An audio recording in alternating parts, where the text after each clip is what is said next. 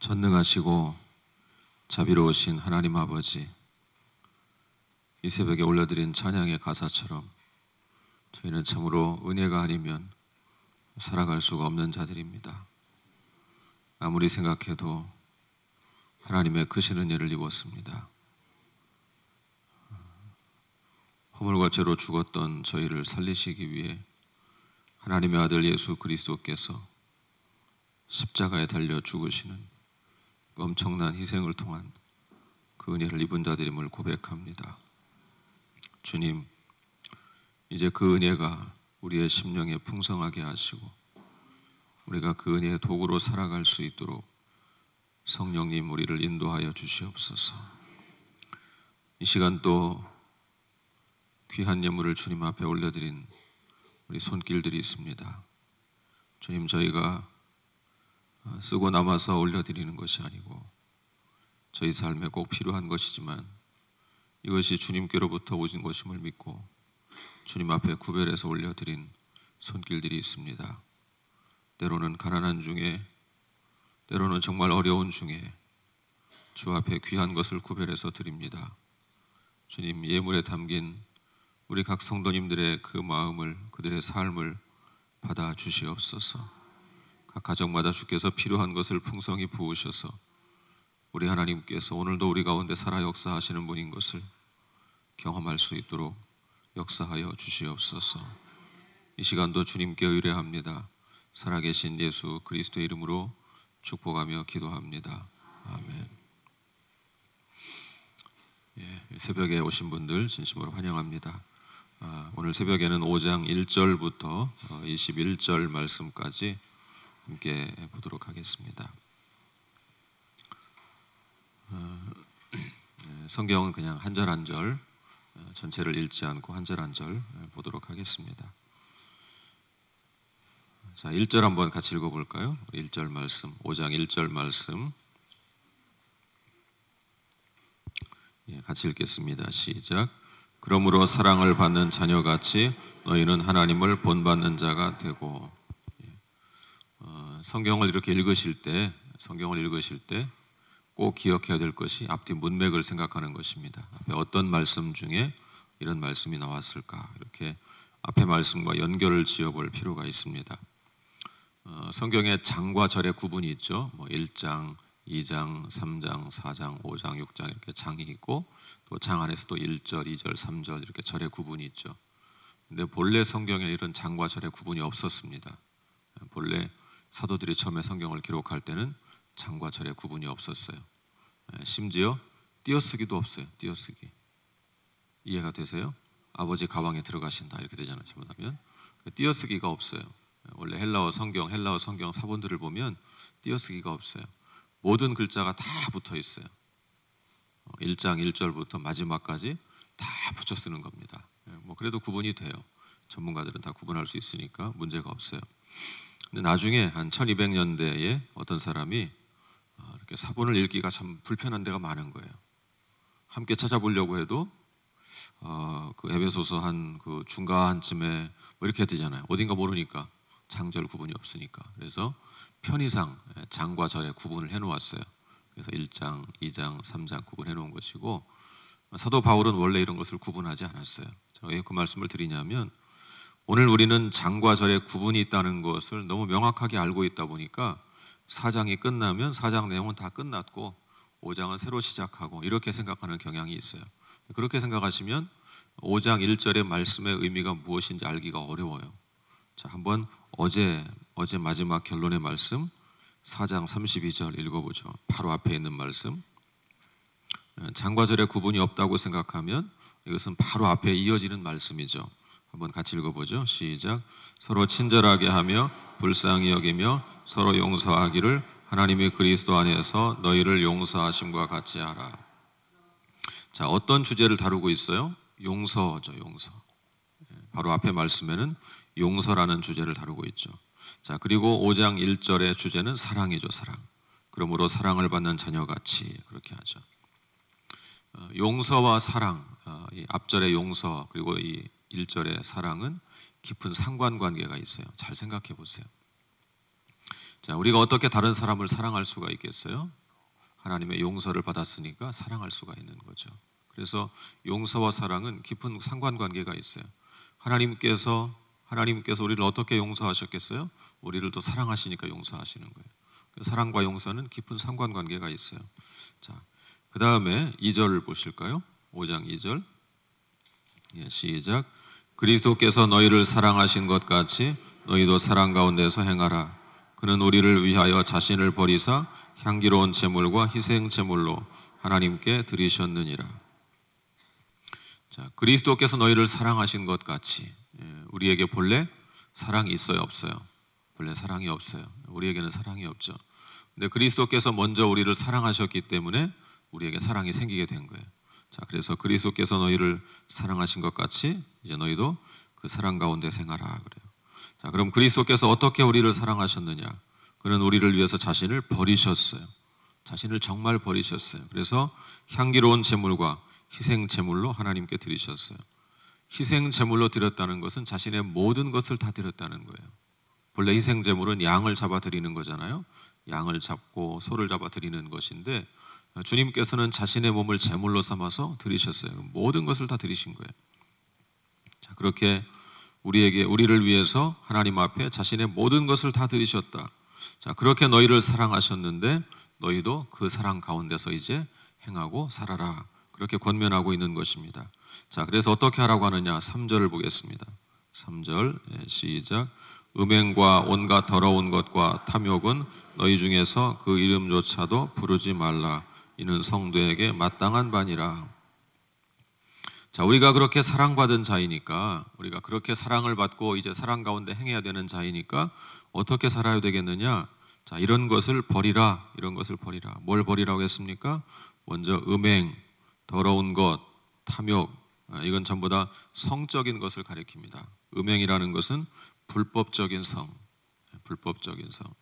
성경은 성을 거부하지 않습니다. 결혼 제도 안에서 아내와 남편이 서로가 사랑하라고 말하죠.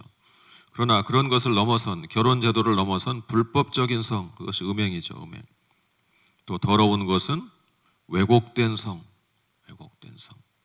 동성애라든지 소아성애라든지 이런 또 뭐 복수의 대상을 상대로 성관계를 갖는다든지 이런 왜곡된 성들, 또 변태적인 것들, 이런 것들. 탐욕이라는 것은 이기적인 것이죠. 이기적인 것. 내 욕망만 채우기 위한 이기적인 것. 그래서 불법적인 성, 왜곡된 성, 이기적인 성, 이런 것은 행하지 않는 것은 물론이고 그 이름조차도 부르지 말라 그랬어요. 그런 것은 이름조차도 부르지 말라. 이는 성도에게 마땅한 바니라. 자, 그 다음 또 4절 보겠습니다. 4절 말씀 시작. 누추함과 어리석은 말이나 희롱의 말이 마땅치 아니하니 오히려 감사하는 말을 하라. 누추함, 쌍스러운 말, 이런 거죠. 쌍스러운 말. 또 어리석은 말, 어리석어서 내뱉은 말, 이런 거죠. 어리석어서 내뱉은 말. 또 희롱의 말, 나는 농담이라고 했는데 상대는 깊은 상처를 받는 농담이 있죠. 농담이라는 건 서로가 즐거워야 되는데 함께 즐거워야 농담인데 나는 즐거운데 상대는 깊은 상처를 받는 이런 것이 있죠. 요즘 그 성희롱, 뭐 성추행, 성폭행 이런 문제로 미투 운동이 벌어지고 있잖아요. 그러니까 그 중에 물론 뭐 성추행이나 성폭행은 마땅히 안 되는 것이지만 성희롱은 본인은 잘 모를 때가 있는 거예요. 나는 농담으로 한 말인데, 근데 듣는 여성들은 깊은 상처를 받는 것이죠. 그런 것을 조심하라는 거예요. 그런 것은 마땅하지 않다. 우리가 할 말이 아니다. 자, 그러면 그리스도인들이 해야 할 말이 뭡니까? 감사하는 말을 하라 그랬죠. 감사하는 말을 하라. 우리 그리스도인들의 중요한 특징이 감사한다는 것이죠. 믿지 않는 사람들이 그리스도인을 보면 이상하게 생각해요. 도대체 뭐 그렇게 감사해? 그래. 뭐 맨날 말만 하면 감사하대. 뭐 감사하지. 감사한 일이야. 아, 정말 감사해. 이런 말을 자주 쓰니까 도대체 뭐가 그렇게 감사하냐고 믿는 사람들은 궁금하게 생각하는 사람들이 있어요.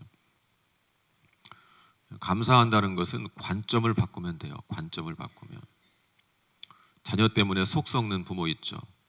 자녀가 공부를 너무 안 해서 속 썩는 부모 있죠. 있는 게 아니라 많죠. 공부를 잘하는 사람보다 못하는 사람이 더 많잖아요. 그러니까 많죠. 자, 그런 자녀 때문에 공부를 안 해서 속 썩는 부모가 있죠. 저희 교회 어떤 목사님께서 어느 날 그러셨어요. 나는 내 자식이 교복 입고 학교나 잘 다녔으면 좋겠다. 공부를 잘하는 건 그만두고 학교를 자꾸 안 다니니까, 학교를 중퇴하고 그만두고 도망가고 뭐 이러니까 그 부모님은 그냥 학교만 잘 다니면 감사한 거예요.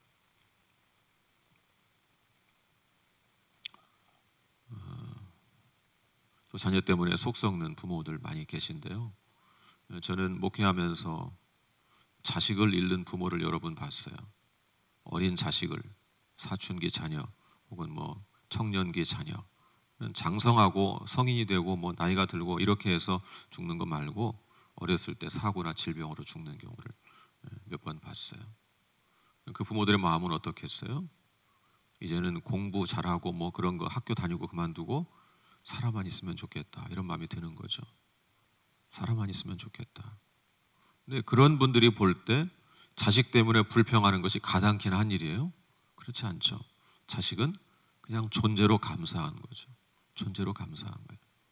자식 때문에 일이 많고 복잡하고 뭐 돈도 많이 들고 그 존재로 감사한 거예요. 존재로. 자식을 잃는 부모를 보니까 그 얼마나 그것이 고통스러운 일인가를 봤거든요. 그러니까 그냥 살아있고 존재하고 그렇게 하는 것 자체가 감사한 거예요. 관점을 바꾸면 감사하는 말을 하게 되는 거예요. 자, 5절 볼까요? 5절 시작. 너희도 정녕 이것을 알거니와 음행하는 자나 더러운 자나 탐하는 자 곧 우상 숭배자는 다 그리스도와 하나님 나라에서 기업을 얻지 못하리니. 자, 하나님의 나라에서 기업을 얻지 못하는 자가 누구냐? 음행하는 자, 더러운 자, 탐하는 자, 지금까지 비슷하게 한 얘기죠. 그런데 탐하는 자에다가 뭐라고 써놨냐면 곧 우상 숭배자 그랬어요. 탐하는 자가 곧 우상 숭배자다 그거예요. 자, 왜 그런가 하면 잘 생각해 보세요. 자, 물질을, 돈을 지나치게 탐하는 자가 있죠. 그 사람에게는 돈이 우상인 거예요. 돈이 우상이에요. 돈이 가장 중요한 것이니까. 자기 인생에 가장 소중하고 가장 자신이 탐하는 것이 돈이니까 그 사람에게는 돈이 우상인 것이죠. 또 성적인 것, 이것을 너무 탐하게 되면 그것이 우상이 되는 거예요. 또 명예를 너무 탐하면 그 명예가 우상이 되는 거예요. 심지어 어떤 사람들은 또 음식을 너무 탐하죠. 전국 팔도 맛집을 다 꿰고 다니면서 늘 먹으려고 태어난 인생처럼 막 그런 사람들이 있죠. 그것도 우상이 될 수 있어요. 자, 그래서 오늘날은 뭐 이렇게 눈에 보이는 형상을 만들어 세우는 우상은 잘 섬기지 않지만 보이지 않는 우상, 돈의 우상, 또 성, 뭐 명예, 뭐 음식 이런 여러 가지 내가 지나치게 탐하는 것, 이런 것들은 우상이 된다는 거예요. 그래서 우상을 숭배하는 사람은 그리스도와 하나님의 나라에서 기업을 얻지 못한다. 쉽게 말해서 천국에 들어갈 수가 없다. 그런 얘기예요. 자, 6절 보겠습니다. 6절 시작. 누구든지 헛된 말로 너희를 속이지 못하게 하라. 이로 말미암아 하나님의 진노가 불순종의 아들들에게 임하나니. 자, 헛된 말로 너희를 속이지 못하게 하라. 이게 무슨 말이냐면 여러분 드라마 같은 것을 보면 불륜의 사건이 많이 나오죠. 드라마는 대부분 불륜의 사건을 많이 다루어요. 뭐 남편과 아내가 만나서 결혼하고 행복하게 잘 살았다 이런 거 드라마가 안 되나 봐요. 자꾸 불륜을 미화하죠. 자, 그런데 이런 거죠. 우리 여성도님들 한번 생각해 보세요. 내가 정말 좋아하는 남자 배우가 있어요. 내가 정말 좋아하는 남자 배우. 근데 그 사람이 드라마에 나와서 불륜을 하는 그런 드라마가 있어요. 그러면 좀 왠지 괜찮을 것 같아요. 내가 정말 좋아하는 배우니까. 또 사정을 보니까 그 원래 부인에게 문제가 많아요. 드라마는 그렇잖아요. 원래 부인에게 문제가 많고 새로 만나는 불륜의 여성은 너무 괜찮은 여성이에요. 그러면 지금 잘못 만났어. 이런 생각이 드는 거죠. 그러니까 드라마는 그렇게 해서 결국 불륜을 미화하는 거예요. 그래도 괜찮다 이런 생각을 우리에게 주입하는 거예요. 그것이 바로 여기 말씀에 말하는 것처럼 헛된 말로 너희를 속이지 못하게 하라.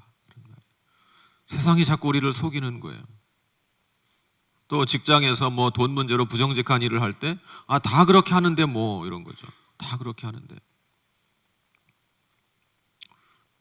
전에 저희 교회 어떤 형제가 그 형제가 일하는 직장에서는 그러니까 뭐 직장에 뭐 야근 안 하고 야근했다고 이런 거 있잖아요. 야근했다고 하고 뭐 이런 것들. 그 형제가 하는 말이 자기 직장은 모든 사람이 그렇게 하는데 모든 사람이 다. 아무도 그렇게 안 하는 사람이 없대. 또 거래처하고 뭐 계약을 맺을 때 다 불법이 있대요. 그게 관행이래요. 관행. 이 토목 쪽에 일하시는 분인데 토목 쪽에 그런 게 많대요. 관행적으로 그렇게 한대요. 그래서 자기가 그것을 안 지키면 망할 것 같대요. 실제로 다 그렇게 하니까. 헛된 말로 우리를 속이는 것이죠. 세상은 다 그래. 거짓말도 하고 불법도 저지르고 다 그런 관행이지 어쩔 수 없어. 살려면 어쩔 수 없어. 이렇게 우리를 속이는 거죠. 그런 헛된 말로 우리를 속이지 못하게 하라. 자, 그 다음에 이로 말미암아 하나님의 진노가 불순종의 아들들에게 임하나니. 자, 헛된 말로 그렇게 우리를 속이고 그래서 그것에 속아 넘어가고 불순종하는 아들로 살아갈 때 하나님의 진노가 그들에게 임한다. 그런 얘기죠. 자, 그 다음에 7절 보겠습니다. 7절 시작. 그러므로 그들과 함께하는 자가 되지 말라. 헛된 말로 너희를 속이는 자와 함께하지 말라. 함께 있지도 말라 그 말이 아니고 그들의 파트너가 되지 말라 그 말이에요. 파트너가 되지 말라. 그런 거래를 제한하고 그렇게 할 때 파트너가 되지 말라.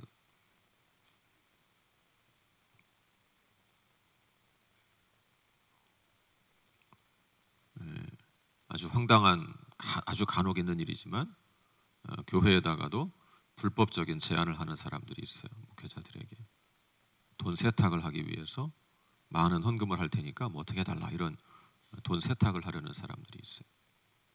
그 외에도 여러 가지 방식으로 불법적인 일을 하려는 사람들이 있죠. 제가 예전에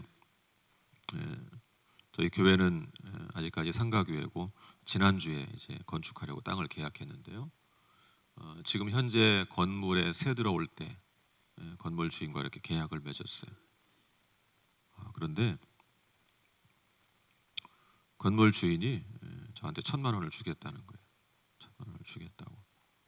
그래서 감사하다고 바로 교회로 넘겼죠. 바로 교회로 넘겼어요. 그랬더니 그분이 하는 말이 그 목사님 쓰시라고 준 건데 왜 교회로 넘깁니까? 그러는 거예요. 여러분, 목사인 제가 뭐 그런 전세 보증금 거래하는 그 당시에 뭐 4억인가를 주고 전세 보증금을 내고 월세 이렇게 했는데 그런 거래한다고 1,000만 원을 몰래 리베이트로 받겠어요? 목사인 제가? 말도 안 되는 소리죠. 근데 그분은 그렇게 생각한 거예요. 저를 주면 제가 개인적으로 가질 거라고 가지라고 준 거예요. 그리고 앞으로 잘 좀 지내자, 잘 봐달라 이런 거예요. 불법적인 일을 제안하는 거예요. 그럴 때 그들과 거래하는 것, 그런 게 함께하는 것이죠. 함께하는 것. 자, 그 다음에 8절 보겠습니다. 자, 그럼 이제 어떻게 살아야 되느냐? 8절 시작. 너희가 전에는 어둠이더니 이제는 주 안에서 빛이라. 빛의 자녀들처럼 행하라. 자, 빛의 자녀들처럼 행하라 그랬습니다. 빛의 자녀들처럼 행하라. 그럼 빛의 열매는 뭐냐? 9절에 보니까 빛의 열매는 모든 착함과 의로움과 진실함에 있느니라. 여러분, 그리스도인은 세상 사람들 사이에서 그 사람 참 착한 사람이야, 그런 평판을 들어야 되겠죠. 그 사람 참 의로운 사람이야, 그 사람 진실한 사람이야, 그런 평판을 들으며 살아야 되겠죠. 그것이 빛의 열매라는 거예요. 빛의 열매.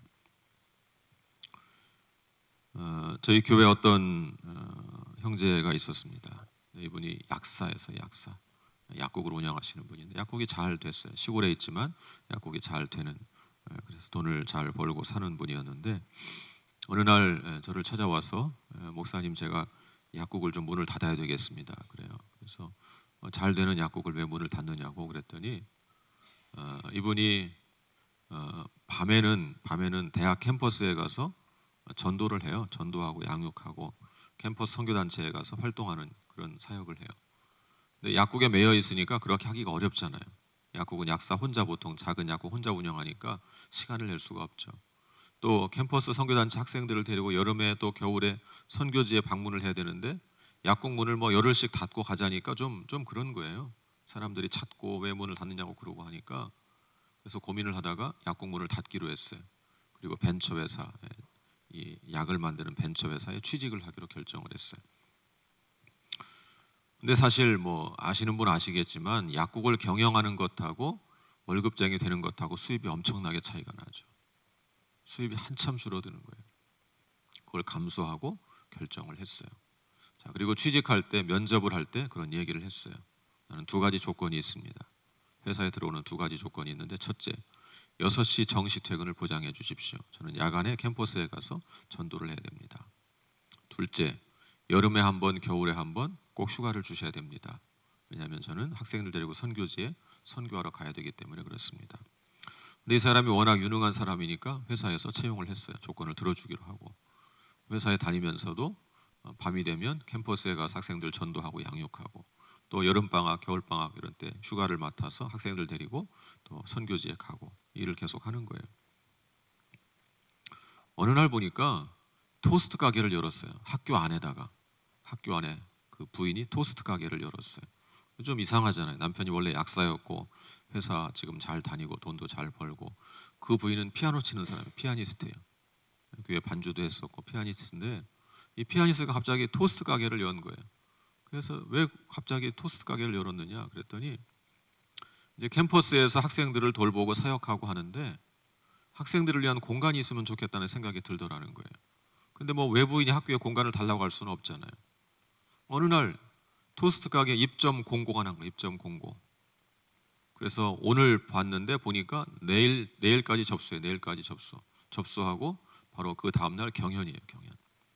그래서 여러 업체가 이제 입점을 희망하게 되면, 대학이니까 얼마나 장사가 잘 되겠어요? 학생들 많으니까. 그러니까 입점을 희망하는 업체가 여러 업체가 되면 경쟁을 하잖아요.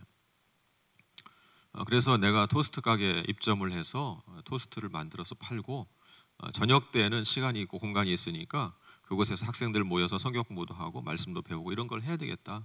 또 외국 유학생들, 어려운 나라 유학생들이 오면 알바생으로 써서 장학금도 주고 해야 되겠다, 이런 생각을 한 거예요. 자, 그런데 이렇게 지원을 하고 보니까 같이 경쟁하는 업체가 이삭토스트예요. 이삭토스트 아시죠? 근데 이분은 토스트 한번 만들어 본 적이 없어요. 처음 지금 만들어야 되는 거예요. 전공이 피아노예요. 피아노. 밤새 연습했어요. 밤새. 오늘 밤부터 내일이 경연이니까 밤새도록 이거 만들고 저거 만들고 연습을 했어요. 그리고 먼저 이름을 지었어요. 이름을 뭐라고 지은 줄 아세요? 기가 막힌 사람이에요. 아브라함 토스트 이렇게 지었어요. 아브라함 토스트. 이분의 생각이 뭐냐면, 아버지가 아들한테 진리가 있냐, 아버지가 무조건 이긴다. 아브라함 토스트 이름을 지어가지고 밤을 새워 연습하고 다음날 입찰에 응했어요. 그리고 당당히 이겨서 입점을 하게 됐어요. 나중에 제가 입점한 뒤에 가보니까 실제로 자기가 계획한 대로 야간에는 그 공간에서 아이들 성경 공부도 가르치고, 또 그 알바하는 학생들은 대부분 다 외국에서 온 유학생들을 써서 학생들에게 알바비도 주고 장학금도 주고, 그렇게 학생들을 돌보고 있는 거예요. 어느 날 또 저를 찾아와서, 목사님, 제가 야간에 신학대학원 공부를 해야 되겠습니다. 그래요. 이분이 정말 바쁜 사람이잖아요. 직장 생활하고 또 틈틈이 학생들 돌보고 양육하고 전도하고, 또 신학대학원 가겠다는 거예요. 하지 말라고 그랬어요. 그런 거 하지 말라고. 열심히 그냥 지금처럼 열심히 살으라고. 당신 같은 훌륭한 성도가 있어야지. 다 훌륭하다고 다 목사가 되면 어떡하느냐. 그래서 그냥 있으면 좋겠다. 그런데 또 신학대학원을 갔어요. 공부를 하고 싶다고. 얼마나 바쁘겠어요. 생각해보세요. 학생들 돌보랴, 직장 생활하랴, 야간에 공부하랴, 또 열심히 공부를 하기 시작을 했어요. 어느 날 찾아보더니, 목사님, 교회를 개척해야 되겠습니다. 저는 늘 말리는 거예요. 제발 그만하라고. 웬만하면 그 정도만 하라고. 근데 이분이 또 교회를 개척하겠다는 거예요. 그래서 제가 물어봤어요. 왜 교회를 개척하려고 하느냐. 자기의 꿈은 선교사로 나가는 거래요. 공부를 잘 마치고 준비해서 선교사로 나가는 거래요. 그래서 걱정하지 말라고, 우리 교회에서 파송해 줄 테니까 우리 교회에서 훈련받고 선교사로 나가라고. 근데 이분이 하는 얘기가, 자기가 돌보는 선교단체에 선교사를 지망하는 학생들이 많이 있대요. 근데 그 학생들을 파송해 줄 교회가 없다는 거예요. 그래서 아무래도 자기가 교회를 세워서 선교사를 파송할 수 있는 교회로 잘 자라게 해서 그 파송할 수 있는 모판을 좀 만들어 줘야 되겠다 하는 거예요. 그래서 교회를 개척했어요. 자기 집이 좀 이렇게 집이 큰 집이었어요. 집이 큰 집이었는데 사랑방 따로 있고 이런 곳이었는데, 사랑방 쪽에다가 교회를 개척했어요. 그리고 이제 한국 학생들 모이는 교회, 또 외국 유학생들, 중국 유학생들을 위한 교회, 그렇게 교회를 설립해서 열심히 또 목회를 했어요. 그렇게 목회를 하다가 이제 또 목사 한 수도 받고 교회가 잘 성장한 다음에 또 후배 목회자에게 물려주고 본인은 베트남에 선교사로 가서 지금은 이제 선교사로 사역을 하고 있어요. 저는 그 형제를 볼 때마다 빛의 자녀들 이 말씀이 떠올라요. 늘 한결같이 살아가니까 그분이 약사일 때나 회사원일 때나 뭐 신학생일 때나 목회자일 때나 선교사일 때나 어떤 직업을 갖고 어떤 포지션에 있든 관계없이 늘 한결같이 주님의 나라를 위해서 주님의 말씀을 위해 살아가는 거예요. 여러분 그렇게 빛의 열매를 맺는 사람, 빛의 자녀, 모든 착함과 의로움과 진실함의 열매를 맺는 그런 빛의 자녀들로 살아가시기를 축복합니다. 자, 10절 보겠습니다. 10절 말씀 시작. 주를 기쁘시게 할 것이 무엇인가 시험하여 보라. 자, 여기 시험하여 보라 그 말은 실습하여 보라 그 말입니다. 실습하여 보라. 하나님을 시험하라 그런 말이 아니고 주님을 기쁘시게 할 것이 무엇인가 한번 실습해 보라. 주님께서 뭘 기뻐하시는지 해보라 그런 얘기예요. 자, 11절 같이 보겠습니다. 시작. 너희는 열매 없는 어둠의 일에 참여하지 말고 도리어 책망하라. 아까 7절에 뭐라고 했어요? 그러므로 그들과 함께하는 자가 되지 말라. 거기 함께하는 게 뭐라고요? 파트너가 되지 말라 그랬잖아요. 어둠의 일에 참여해서 파트너가 되지 말고 도리어 뭐 하라고요? 책망하라. 예. 요즘 그 미투 운동 많이 벌어지는데 그것의 가장 큰 문제가 뭐냐면 누구도 그럴 때 책망하는 사람이 없다는 거예요. 그 권력을 가진 사람이 성희롱을 하고 성추행을 하니까 그것을 그 자리에서 누가 지적을 했어야 되잖아요. 그러면 안 됩니다 이렇게 지적을 해야 되는데 아무도 지적을 못 하는 거예요. 왜? 눈밖에 날까 봐. 참여하는 거예요. 내가 방조하는 거예요. 그건 참여하는 거하고 똑같은 거예요. 그렇게 참여하지 말고 도리어 책망하라. 그것은 잘못된 것입니다. 그것은 불법입니다. 그렇게 책망하라는 거예요. 자, 12절 같이 읽겠습니다. 시작. 그들이 은밀히 행하는 것들은 말하기도 부끄러운 것들이라. 말하기도 부끄러운 행동들을 은밀하게 저지르고 있다. 자, 13절 시작. 그러나 책망을 받는 모든 것은 빛으로 말미암아 드러나나니 드러나는 것마다 빛이니라. 요즘 막 드러나고 있잖아요. 그런 유명 인사들의 죄가 막 드러나고 있다는 말이에요. 드러나는 것마다 빛이다. 책망을 받으면 그건 잘못되었다. 책망을 받으면 빛으로 드러난다는 거예요. 자, 그다음 14절 보겠습니다. 시작. 그러므로 이르시기를 잠자는 자여 깨어서 죽은 자들 가운데서 일어나라. 그리스도께서 너에게 비추이시리라 하셨느니라. 잠자는 자여 깨어서 일어나라. 죽은 자 가운데 일어나라. 무슨 얘기입니까? 영적인 죽음에서 깨어나라. 죄 가운데서 깨어나라 그런 얘기입니다. 그리스도께서 우리를 빛을 비추어 주시니까 그 빛의 자녀들로 살아라 그런 말씀이죠. 자, 그 다음에 이제 15절부터 21절까지는 이제 성령 충만에 대한 내용인데 우리가 빛의 자녀로 살기 위해서는 무엇이 필요하냐? 우리에게 성령 충만이 필요하다. 그 얘기를 하고 있는 것입니다. 자, 15절 같이 읽어볼까요? 15절 시작. 그런즉 너희가 어떻게 행할지를 자세히 주의하여 지혜 없는 자 같이 하지 말고 오직 지혜 있는 자 같이 하여. 자, 그런즉 너희가 빛의 자녀로 살아야 되는데 자, 그러므로 너희가 어떻게 행할지를 자세히 주의하여 지혜 없는 자 같이 하지 말고 오직 지혜 있는 자 같이 하라. 여기 지혜는 분별력을 가리킵니다. 분별력 있는 자가 되라는 것입니다. 여러분 분별력이 필요하죠. 오늘 우리 사회가 우리가 분별력이 없으면 속을 수 있는 사회예요. 분별력이 필요한 것입니다. 그래서 분별력 있는 자가 되라 그랬습니다. 자, 16절 보겠습니다. 시작. 세월을 아끼라 때가 악하니라. 자, 분별력 있는 자가 되어서 세월을 아끼라. 세월을 아끼라는 말은 원래 원어로 말하면 기회를 사라 그런 말이에요. 기회를 사라. 기회를 잘 잡으라. 기회를 선용하라. 뭐 가벼운 예를 들면 이런 거죠. 시장에 갔어요. 시장 마트에 가서 지나가다 보니까 뭐 생선을 굉장히 좋은 뭐 꽃게를 아주 싸게 팔아요. 아주 물건 좋고 싸게 팔아요. 근데 혹시나 옆에 가게는 어떨까? 옆에 가게를 가봤어요. 가보니까 더 좋지 않아요. 다시 돌아와 보니까 다 팔리고 없어요. 그 사람은 기회를 놓친 거예요. 기회를 사지 못한 거예요. 또 다른 예를 들어볼까요? 자, 학생들이 공부할 때 좋은 기회죠. 공부할 수 있는 좋은 기회.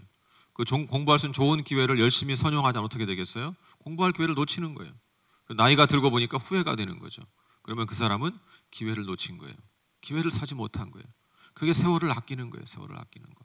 내게 주어진 기회, 인생에 소중한 기회가 많이 있어요. 중요한 시간이 많이 있어요. 그때 할 일을 하지 못하고 흘러보내는 것이 세월을 아끼지 못하는 거예요.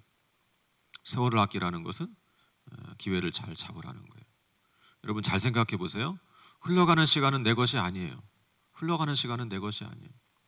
모든 사람에게 24시간이 주어지는 거예요. 근데 흘러가는 그 시간을 잘 사용하면, 그 시간을 잘 사용해서 미래를 준비하면 미래에 장차 내가 꿈꾸고 원하는 일들을 할 수 있는 거예요. 근데 그때 기회를 사지 못했기 때문에, 세월을 아끼지 못했기 때문에 결국은 후회하는 인생을 살 수밖에 없는 거예요.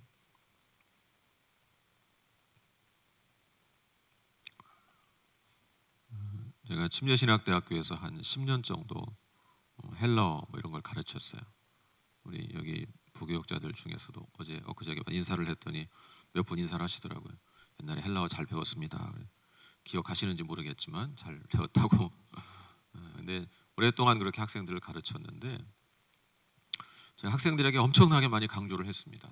헬라어가 얼마나 중요한지, 목회자로 설교하며 말씀을 잘 전하는데 얼마나 중요한 것인지 열심히 강조했어요.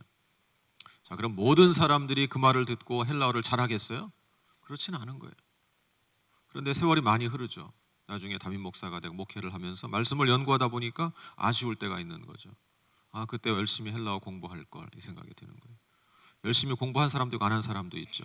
열심히 공부한 사람은 세월을 아낀 거예요. 세월을 아낀 거예요. 그게 세월을 아끼는 거예요. 내게 주어진 기회를 잘 선용하는 것, 세월을 아끼는 것이죠. 자, 세월을 아껴야 되는 이유가 뭐냐? 때가 악하니라. 때가 악하기 때문에. 지금 악한 때이기 때문에, 때가 악하기 때문에 우리에게 주어진 세월이 그렇게 길지 않다는 거예요. 세월을 아끼라는 거예요. 세월을 아끼라는 거예요. 여러분, 어르신들 많은데 죄송하지만 세월이 정말 빠르지 않습니까? 세월 얼마나 빠릅니까? 제가 35세 담임 목회를 시작했거든요. 그때 늘 제 소원이 40세가 되는 것이었어요. 40세가 되는 것. 너무 목사가 나이가 어리니까 주례해도 뭐 신랑인지 주례인지 좀 민망하잖아요. 그러니까 늘 마음에 빨리 좀 40이 됐으면, 몇 살이냐고 40대입니다 이렇게 말하면 좋겠다. 어느덧 50대 중반이 돼버렸어요. 세월이 빠르잖아요. 금방 흘러간단 말이에요. 주님 앞에 봉사할 시간도 그렇게 많지 않은 거예요. 충성할 시간도 많지 않은 거예요. 여러분, 교회에서 이런 일로 봉사해 주세요 말씀하시면 감사하게 생각하셔야 돼요. 더 늙으면 할 시간도 없는, 할 기회도 없는 거예요. 자, 그것이 세월을 아끼는 거예요. 분별력을 갖고 세월을 아끼라. 때가 악하니라. 자, 17절 같이 보겠습니다. 시작. 그러므로 어리석은 자가 되지 말고 오직 주의 뜻이 무엇인가 이해하라. 자, 그런데 세월을 아끼려면 어떻게 해야 되느냐? 어리석은 자가 되지 말고 주님의 뜻이 무엇인가 이해를 해야 된다는 거예요. 주님의 뜻이 무엇인가 알아야 주님의 뜻을 행하고 살 거 아니겠어요? 그러니까 세월을 아끼기 위해서는 주님의 뜻이 무엇인가를 알아야 되는 거예요. 내가 무엇을 위해서 세월을 아낄 것인가? 내가 무엇을 위해서 헌신할 것인가? 무엇을 위해 내 인생을 드릴 것인가? 세월을 아끼려면 그렇게 주님의 뜻이 무엇인가 이해를 해야 한다. 자, 주님의 뜻이 무엇인가 이해하려면 어떻게 해야 되느냐? 18절. 자, 시작. 술 취하지 말라. 이는 방탕한 것이니 오직 성령으로 충만함을 받으라. 자, 주님의 뜻이 무엇인가 알려면 술 취하지 말고 성령으로 충만함을 받으라 말하는 거예요. 성령으로 충만함을 받으라. 성령 충만에 대해서 우리 한국교회 성도들이 많이 오해하는 것이 있어요. 제가 어제 간단히 말씀을 드렸었는데 성령 충만은 두 가지 차원으로 나타나요. 두 가지 차원. 한 가지는 성령의 은사, 한 가지는 성령의 열매. 제가 목회자로 살아오면서 늘 마음에 고민했던 것이 한 가지 있어요. 성령 충만이 뭘까? 이런 거. 성령 충만이 뭘까? 어느 집사님은 보면 새벽마다 열심히 방언으로 기도하시고 교회 일도 많이 하시고 그러는데 사람들과의 관계를 잘 맺지 못해요. 그 사람이 어떤 기관에 들어가고 부서에 들어가면 자꾸 공동체가 갈등이 생기고 분열이 되고 이런 일이 많이 생기는 거예요. 제 마음속에 늘 의구심이 있었어요. 도대체 뭘까? 저 집사님은 저렇게 성령으로 충만한 것처럼 보이는데 왜 저렇게 사람들이 싫어하고 사람들이 싫어하는 일을 골라서 할까? 또 반대의 경우도 있죠. 인격적으로 너무 훌륭하고 좋은 것 같은데 왜 저 아무개 집사님은 그렇게 능력이 없을까? 일할 때 평생 1000명도 전도하지도 못하고 한 명도 말씀으로 양육하지 못하고 왜 저렇게 살아갈까? 이게 늘 제 마음의 고민이었어요. 숙제였어요. 그것 때문에 말씀을 좀 연구하고 그랬는데 그러다가 중요한 사실을 깨달았어요. 성령의 충만이라는 것은 두 가지 차원이 있는 거예요. 성령의 은사, 은사는 뭘 위한 것이냐면 사역의 능력을 위한 거예요. 사역의 능력. 은사를 가지고 사역을 해야 사역의 능력이 나타나요. 제가 신학교에 가면서부터 늘 마음속에 소원을 두고 기도한 것이 있어요. 하나님, 제게 가르치는 은사를 주세요. 말씀의 은사를 주세요. 그걸 계속 기도했어요. 거의 매일같이 기도했어요. 지금도 종종 하나님 제게 말씀의 은사를 더 풍성히 해주세요. 그렇게 기도하는 거예요. 자, 그것은 사역을 위한 거예요. 사역을 위한 거예요. 그러면 제가 말씀의 은사를 받고 가르치는 은사를 받았다고 해서 제 인격이 훌륭해지는 것은 아니에요. 은사라는 것은 그렇게 사역의 능력을 위해서 주시는 거예요. 열매는 인격의 변화를 위해 주시는 거예요. 인격의 변화. 성령의 열매, 사랑과 희락과 화평과 오래 참음과 자비와 양선과 충성과 온유와 절제, 이런 열매, 이것은 인격을 위한 거잖아요. 우리 인격을 변화시키는 거예요. 자, 그러면 참된 성령 충만이 뭐냐면, 성경이 말하는 성령 충만은 이 두 가지가 함께 균형을 이루는 거예요. 사역을 위해서는 은사를 받아서 능력 있게 사역하고, 자신의 인격의 변화를 위해서는 열매를 맺어서 인격적으로 훌륭한 사람이 되고. 자, 그럼 잘 생각해 보세요. 제가 아까 예를 들었었는데, 인격적으로 그런 사람 말고, 그렇게 한쪽으로 치우친 사람 말고 인격적으로 훌륭하게 성숙한 사람이 교회 일을 잘 감당해 보세요. 어떤 역사가 나타나겠어요? 그 속에서 은사가 있으니까 사역의 능력도 있죠. 사람들하고 관계가 좋으니까 사람들을 잘 끌어들여서 함께 참여하게 하고 온 교회를 평안하게 만드는 거예요. 자, 그러면 어떻게 하면 은사가 충만할 수 있느냐? 은사의 충만은 소원을 두고 간구하는 것밖에 없어요. 은사는 성령께서 주시는 거거든요. 내가 억지로 뺏어오는 게 아니에요. 내가 갖는 게 아니에요. 노력한다고 무조건 되는 것도 아니에요. 은사는 성령께서 주셔야 돼요. 사모하는 마음으로 간구하셔야 돼요. 주님, 제게 이런 은사를 주세요. 간구하시는 거예요.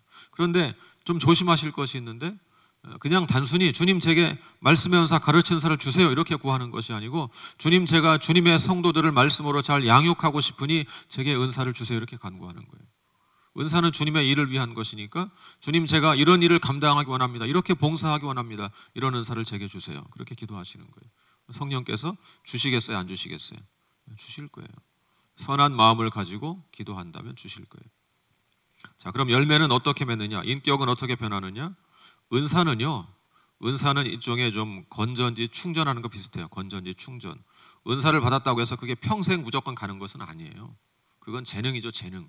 재능과 은사는 다른 거예요. 재능은 우리가 선천적으로 가지고 태어나는 거예요. 그럼 평생 가지고 가는 거예요. 은사는 거듭날 때 성령께서 나누어 주시는 거예요. 그러니까 은사는 우리가 잘 사용하고 그것을 주님을 위해서 봉사하고 하면 계속 이어지지만, 그렇게 하지 않으면 은사가 사라지기도 해요. 건전지가 방전되는 것처럼. 계속 구하시고 계속 사용하셔야 돼요. 근데 열매는, 건전지 충전은 하루아침에 갑자기 될 수도 있잖아요. 갑자기 은사를 받을 수 있잖아요. 오늘 새벽에 기도하다가 갑자기 방언 은사를 받을 수도 있는 거죠. 근데 열매는 어때요? 열매는, 인격의 변화는 오래 걸리는 거예요. 오래. 어떻게 할 때? 말씀에 순종하면서 할 때. 서로 사랑하라 말씀에 순종하면서 살 때 사랑 열매가 맺히는 거죠. 마치 나무의 수액과 같은 거예요. 나무의 수액. 나무가 땅에 뿌리를 내리고 뿌리를 쭉 뻗어나가죠. 나무의 뿌리가 굉장히 길게 뻗어나가잖아요. 거의 학자들은 그렇게 말하더라고요. 위로 올라온 만큼 밑으로 뻗어간다는 거예요. 나무가 위로 올라와서 성장하는 것처럼 밑으로 그만큼 뻗어나간다는 거예요. 그렇게 땅에 뿌리를 쭉 내리면 양분을 빨아들이죠. 영양분을 잘 빨아들여서 그 줄기를 통해서 수액이 쭉 공급되고, 그러면 열매가 맺히고 꽃이 피고 이러는 거잖아요. 나무가 그렇게 되는 거예요. 나무의 수액과 같다는 거예요. 열매는 그런 거예요. 하루아침에 되지 않아요. 오래 참어 열매 하루아침에 맺을 수 있겠어요? 그런 기도 가능하겠어요? 제게 오래 참어 열매를 빨리 주십시오, 그럼 말이 안 되잖아요. 그런 것이 아니란 말이에요. 성령의 열매는 말씀에 순종하는 오랫동안의 삶을 통해서 서서히 이루어지는 거예요. 서서히.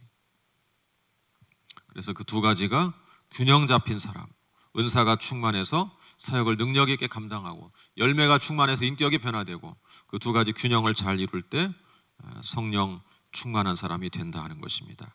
그래서 술 취하지 말고 이는 방탕한 것이니 오직 성령으로 충만함을 받으라. 어느 시골 목사님이 이렇게 설명했어요. 성령 충만을 자기는 이렇게 이해한다. 성령 충만은 성령에 길들여지는 것이다. 그래서 성령에 길들여지는 것이다.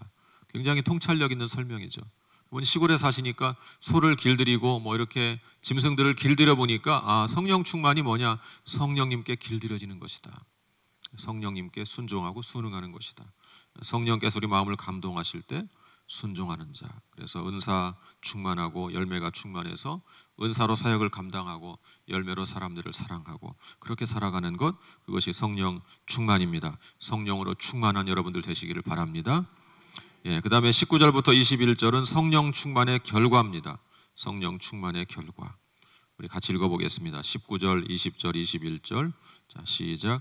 시와 찬송과 신령한 노래들로 서로 화답하며 너희의 마음으로 주께 노래하며 찬송하며 범사의 우리 주 예수 그리스도의 이름으로 항상 아버지 하나님께 감사하며 그리스도를 경외함으로 피차 복종하라. 자, 첫 번째 성령 충만의 첫 번째 결과는 시와 찬송과 신령한 노래로 화답한다. 이것은 영적 교제. 함께 성도가 모이면 영적으로 교제하는 거예요. 찬송 함께 주고받고 영적으로 교제한다. 성령 충만한 사람은 이런 영적 교제를 나누기를 즐거워한다는 것입니다. 자, 두 번째, 너희의 마음으로 주께 노래하며 찬송하며. 이것은 예배입니다. 예배. 영적 교제와 예배. 성령 충만한 사람은 예배하기를 기뻐한다는 것입니다. 예배하기를 기뻐한다. 예배 시간에 자꾸 시간 보시고 왜 빨리 안 끝나나 그런 생각하지 않고 예배 시간을 즐거워하는 거예요. 천국에 가면 뭐 할까요? 천국에 가면 뭐 하겠어요? 거기서 전도할까요? 봉사할까요? 그런 거 없을 거예요. 한 가지가 있겠죠. 하나님을 예배하는 거예요. 평생 예배할 텐데 얼마나 지겹겠어요. 예배를 싫어하면. 예배하기를 기뻐하는 자. 성령 충만한 사람은 예배하기를 기뻐한다는 거예요. 자, 세 번째, 범사의 우리 주 예수 그리스도의 이름으로 항상 아버지 하나님께 감사한다. 성령 충만한 사람은 감사하게 돼요. 감사. 자, 그 다음에 네 번째, 그리스도를 경외함으로 피차 복종하라. 성령 충만한 사람은 서로 복종하는 삶을 산다는 거예요. 그래서 영적 교제를 나누고 예배하고 감사하고 복종하고 그렇게 한다면 여러분은 성령 충만한 사람이라는 증거라 하는 거예요. 사랑하는 여러분, 성령으로 충만할 수 있기를 바랍니다. 성령 충만할 때 주님의 일을 기쁨으로 감당할 수 있는 것이고 성령 충만할 때 늘 하나님 앞에 감사하는 마음으로 살 수 있게 되는 것이죠. 그래서 이 아침에 성령 충만을 주님 앞에 구하시고 성령 충만을 간절히 구하시되 말씀에 순종하는 삶을 통해서 성령 열매도 맺고 봉사하는 삶을 성령의 그런 은사도 사용하고 그렇게 해서 은사와 열매가 두루두루 균형 잡힌 그런 참된 성령 충만한 사람이 될 수 있기를 주의 이름으로 축원합니다. 같이 기도하겠습니다. 자, 오늘 아침에 기도할 때는 성령 충만을 위해서 기도하면 좋겠습니다. 주님, 제가 성령으로 충만하기를 원합니다. 세상의 다른 것으로 충만하지 않고 세상의 다른 것에 취하지 않고 오직 성령으로 충만하기를 원합니다. 주님, 제게 성령의 은사를 주십시오. 주님의 교회를 위해서 봉사할 수 있도록 사람들을 섬길 수 있도록 제가 기쁜 마음으로 섬길 수 있도록 성령의 은사들을 제게 충만하게 부어주십시오. 기도하시기를 바랍니다. 또 기도하실 때 주님, 제가 말씀을 배우고 그 말씀에 순종하는 삶을 살아서 성령에 길들여지고 성령에 순종하는 그런 성령 충만한 자가 되게 해주시옵소서. 그래서 제 인격이 변화되어서 정말 성령의 사람으로 변화될 수 있도록 주님 도와주십시오. 이 시간 기도할 때 성령 충만을 주십시오. 성령의 은사를 주시고 열매 맺는 삶을 살아서 참된 성령 충만한 사람이 되게 해주십시오. 간절한 마음으로 합심해서 기도하는 시간 갖겠습니다. 같이 기도하겠습니다.